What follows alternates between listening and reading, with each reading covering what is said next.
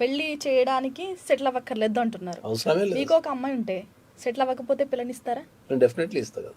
ఏ ధైర్యంతో ఇస్తారు ఒక తండ్రిగా? కలిసి బతకడానికి ధైర్యం ఏముందండి? ఇప్పుడు మీకు సమాజం అంతా ఒక రాంగ్ వేలో పోతుంది. మీరు ఒక 100 కోట్లున్నోనికి వాడు 100 కోట్లు ఉన్నాయి, సరే వాడు ఏం చేస్తలేడు. ఒక 100 కోట్లు ఉన్నాయి, 100 కోట్లున్న ఒక వ్యక్తికి మీరు పిల్లనిచ్చి పెళ్లి చేశారు. పెళ్లి టైంలో 100 కోట్లు ఉన్నాయి అనుకుందాం. ఓకే, రేపు తర్వాత ఒక 1 ఇయర్కో 2 ఇయర్స్కో ఏదైనా బిజినెస్లో వచ్చి లాస్ వచ్చి వాడు జీరోకి వస్తే, అయ్యో నీ 100 కోట్లు వెళ్ళిపోయినాయి, నా పిల్లని తీసుకొని పోతా అంటావా? ఏంది నువ్వు ఓకే, అంటావా? ఇది ప్రాక్టికల్ గా ఇంపాసిబుల్ అంటావా? నేను అన్నండి. ఎవరైనా సమాజం మరి మీరు ఏం చెప్తున్నారు సమాజానికి? ఈ సమాజానికి ఏం చెప్తున్నారు మీరు? ఆడపిల్లలకైనా మగపిల్లలకైనా నేర్పాల్సింది ఏంది? ఒక వ్యక్తితో ఎట్లా కలిసి ఉండాలా, ఒక వ్యక్తిని ఎట్లా కాపాడుకోవాలా.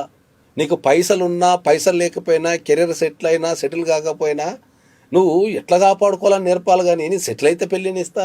నేను వ్యక్తి గుణాలే చూస్తా, నేను ఆస్తులు ఏం చూడాలి.